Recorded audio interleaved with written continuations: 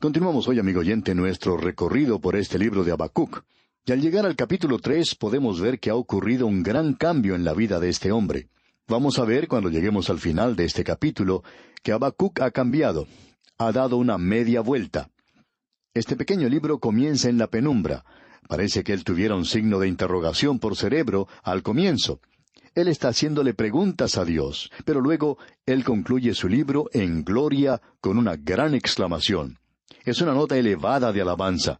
Usted no podrá encontrar una fe más segura que la que se expresa en la última parte de este libro. Este capítulo 3 tiene como título las palabras del versículo 1, donde dice, Oración del profeta Habacuc sobre Sigionot. Ahora, esta palabra Sigionot tiene que ver con la música. Hay algunos que opinan que puede ser alguna indicación musical que le da instrucciones al músico de cómo interpretar esto. Otros opinan que es un instrumento musical. Cuando estábamos estudiando el libro de Salmos, usted recordará que esta palabra tenía que ver con la música. Así es que esta oración es una oración musical, es la poesía hebrea y es un cántico de mucha alabanza. En el versículo 2 entonces leemos, Oh Jehová, he oído tu palabra y temí. Oh Jehová, aviva tu obra en medio de los tiempos hazla conocer. En la ira acuérdate de la misericordia. Podemos observar que en la vida de este hombre Habacuc ha ocurrido un gran cambio. Esa experiencia gloriosa que él pasó en la torre de vigía y esa paciente espera por una respuesta de parte de Dios, le lleva al punto de verdadera fe, y no solo eso, sino que abre sus ojos a algo de lo cual él no estaba consciente anteriormente. Así es que este es un cántico, podríamos llamarlo una canción folclórica o popular, algo muy feliz. Y tiene que ser interpretado con instrumentos de cuerda, y eso lo descubrimos viendo el final de este capítulo, al fin de este libro, donde dice, al jefe de los cantores sobre mis instrumentos de cuerdas. Pensamos que esa es una nota que Habacuc puso allí de cómo debería cantarse ese salmo. Él le indica al solista cómo debe hacerse, debe utilizar un instrumento de cuerda. De paso, digamos que hoy la mayoría de los cantos folclóricos son cantados así, con instrumentos de cuerda. Y quizá a usted no le agrada demasiado algunos de estos instrumentos de cuerda o la música que producen. Sin embargo, son utilizados por los cantantes folclóricos. Aparentemente, pues, eso es lo que tenemos aquí, pero en un nivel muy elevado, mucho más elevado, por supuesto, del que se escucha en el presente. Y cuando decimos escucha, nos referimos al sonido nada más, y no prestamos oído realmente a lo que se interpreta. Es sorprendente hoy que se escucha hablar tanto de la libertad de expresión. Pero ¿qué podemos decir en cuanto a la libertad de oír? A veces quisiéramos proteger nuestros oídos.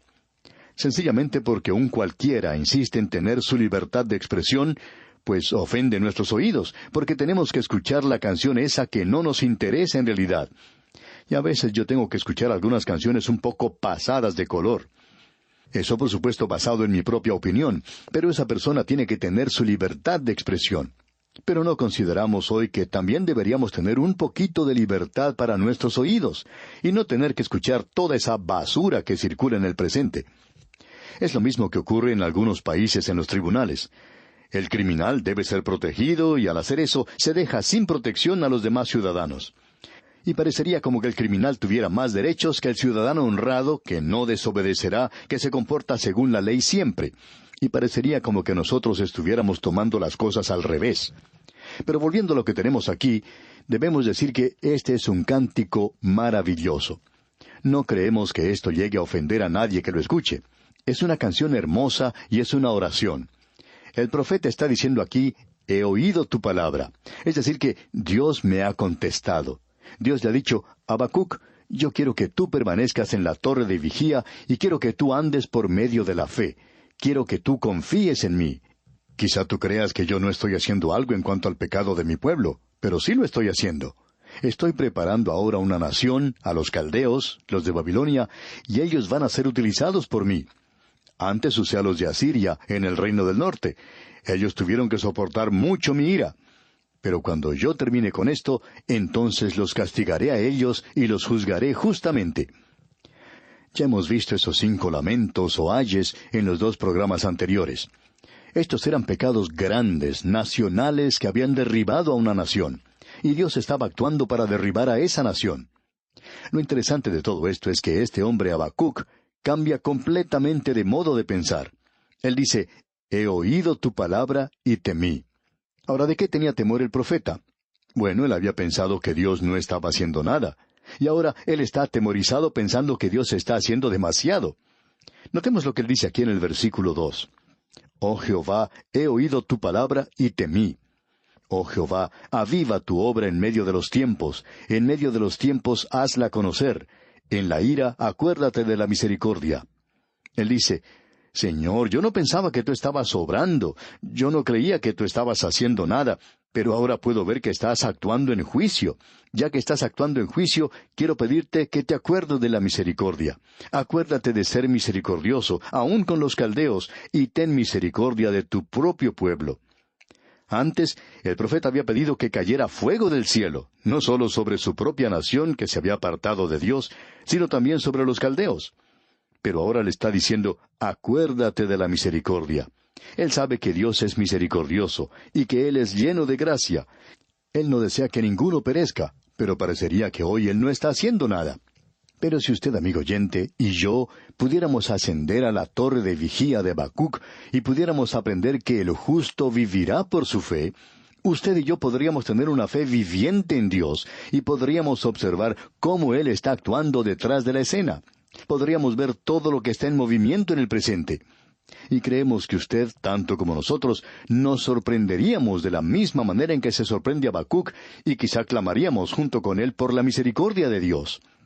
Creemos que hay muchos creyentes que están abandonando o ya han abandonado quizá toda esperanza por su propia nación. Han capitulado, por así decirlo. Todos pensamos así, ¿no es cierto? Pero, amigo oyente, Dios está actuando. Está actuando en juicio. Pero alguien necesita acercarse a Él y clamar, Señor, en la ira, acuérdate de la misericordia. No te olvides de mostrar misericordia para con nosotros. Nosotros necesitamos mucho de tu misericordia. Cada una de nuestras naciones necesita de la misericordia de Dios. Todos nosotros nos estamos comportando con arrogancia, con mucho orgullo. Creemos que somos los mejores del mundo. Pero cuando pensamos un poco, nos damos cuenta de que esto no es así en realidad. No debemos olvidar, amigo oyente, que Dios está actuando en el presente y creemos que lo está haciendo en su juicio. Así es que necesitamos pedirle que sea misericordioso con nosotros. Usted recuerda que Miguel de Cervantes dijo en su libro Don Quijote de la Mancha, porque aunque los atributos de Dios todos son iguales, más resplandece y campea a nuestro ver el de la misericordia que el de la justicia. Amigo oyente, nosotros necesitamos hoy la misericordia de parte del Dios Todopoderoso. ¿Qué cambio más tremendo en la forma de pensar de Habacuc? Al principio, él estaba diciendo al Señor que ¿por qué no hacía algo? ¿Por qué permites que ellos se salgan con la suya? Y ahora Dios le está permitiendo ver que Él está haciendo algo. Y entonces Él clama por la misericordia de Dios. Si nosotros conociéramos realmente cómo está actuando Dios en el presente en cuanto al juicio y al castigo, pensamos que esto haría que cada nación se pusiera de rodillas delante del Dios Todopoderoso. Entremos ahora a esta maravillosa oración que tenemos ante nosotros. La oración es en realidad un recital de lo que Dios ha hecho en la historia pasada de esta gente, y en vista de lo que ha hecho en el pasado, Él va a hacerlo nuevamente en el futuro. Este es el pensamiento que se presenta aquí. Uno puede depender de Dios, porque lo que Él ha hecho en el pasado continuará haciéndolo ahora. El apóstol Pablo nos enseñó esto como creyentes. Él dijo allá en su epístola a los Filipenses capítulo 1 versículo 6, estando persuadido de esto, que el que comenzó en vosotros la buena obra, la perfeccionará hasta el día de Jesucristo. Amigo oyente, ¿ha comenzado Dios en usted la buena obra? ¿Está usted seguro de eso? Creemos que puede estarlo. Él le ha ayudado a usted hasta este instante, ¿verdad? Y Él ha comenzado una buena obra en usted, y usted puede estar seguro que Él la perfeccionará hasta el día de Jesucristo. Hasta cuando Él le tome y le saque de este mundo, entonces usted llegará a ser como Él es. Esa es la seguridad, y eso es lo que encontramos aquí en este cántico. Nosotros pensamos que este cántico se puede dividir en 3 secciones. Así lo hemos presentado en las notas y bosquejos, dividido en 3 secciones. En los primeros 2 versículos tenemos la oración del profeta. Luego, comenzando con el versículo 3 y hasta el versículo 16, tenemos el programa de Dios. Luego, vemos la posición del profeta expresado en los versículos 17 al 19. Esto creemos que presenta la división de este capítulo 3 de Habacuc.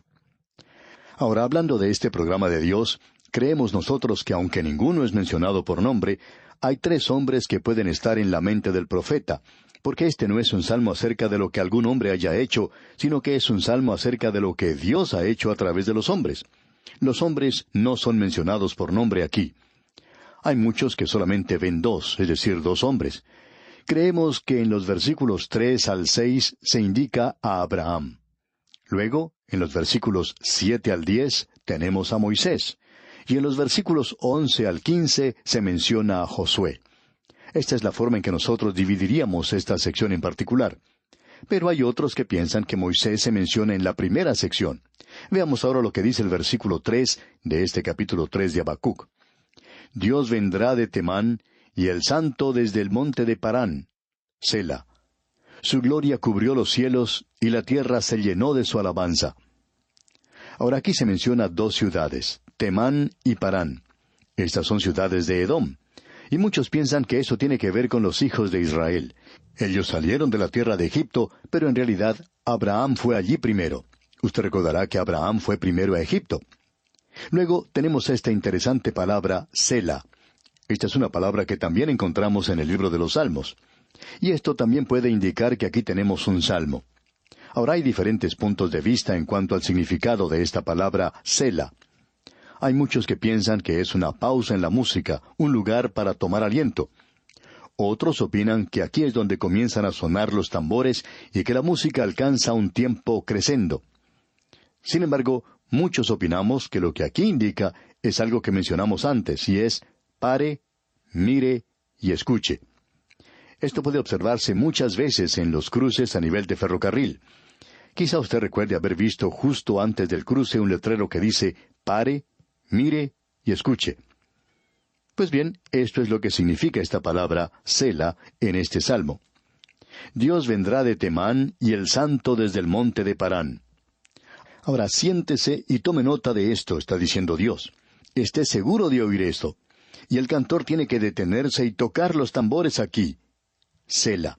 Esto es para llamar la atención a lo que se dice. No creemos que tenga demasiada importancia si se refiere a Abraham o si se está refiriendo a Moisés, porque Dios estaba presente con estos 2 hombres, y tenemos un cuadro realmente maravilloso de la gloria y la maravilla de Dios. Dice, su gloria cubrió los cielos, y la tierra se llenó de su alabanza. Y eso no ha tenido lugar aún, pero fue cierto en cuanto se refiere a Abraham y a los hijos de Israel cuando ellos salieron de Egipto.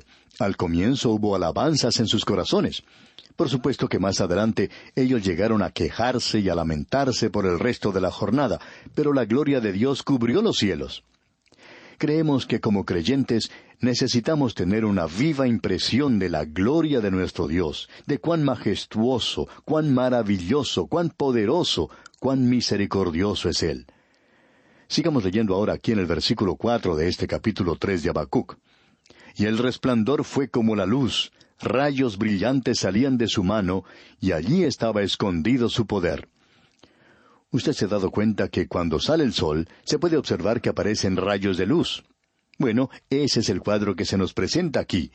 Creemos que cuando el Señor regrese a llevar a su iglesia, esa gloria estará presente. No fue así cuando Él nació en Belén. Y cuando Él venga a la tierra a establecer su reino, su resplandor será como la luz. Él tenía estos rayos brillantes que salían de su mano. Allí se ocultaba el poder, es decir, que la gloria de Dios estaba cubriéndole tanto que no se le podía ver. La misma gloria de Dios oculta la gloria de Dios, la majestad de su persona. Esto es algo que los creyentes necesitan reconocer y respetar. Ahora, en el versículo 5 de este capítulo 3 de Habacuc leemos, «Delante de su rostro iba mortandad, y a sus pies salían carbones encendidos». Esto puede aplicarse a la época de Moisés en Egipto y a las plagas que tuvieron lugar allí. Pero también puede aplicarse a Abraham, quien fue a Egipto porque había un hambre muy grande. Había mortandad en la tierra. Y el versículo 6 comienza diciendo, se levantó y midió la tierra. Y usted recuerda que él le dijo a Abraham que él le iba a dar esa tierra. Dios la había medido. Allá en Deuteronomio capítulo 32, versículo 8 leemos, cuando el Altísimo hizo heredar a las naciones, cuando hizo dividir a los hijos de los hombres, estableció los límites de los pueblos según el número de los hijos de Israel. Es algo sorprendente lo que leemos aquí. Luego en el versículo 6, el versículo completo dice, se levantó y midió la tierra, miró e hizo temblar las gentes. Los montes antiguos fueron desmenuzados, los collados antiguos se humillaron. Sus caminos son eternos. Cuán insondables son sus juicios e inescrutables sus caminos. Este es un salmo verdaderamente maravilloso, amigo oyente, el que hemos estado considerando hoy. Pero vamos a detenernos aquí en esta ocasión y continuaremos, Dios mediante, en nuestro próximo programa. Mientras tanto, le recomendamos leer todo este capítulo 3 de la profecía de Habacuc para estar así familiarizado al continuar en nuestro próximo estudio con este capítulo de alabanza. Será entonces hasta nuestro próximo programa, amigo oyente. Es nuestra oración que Dios continúe bendiciendo su vida.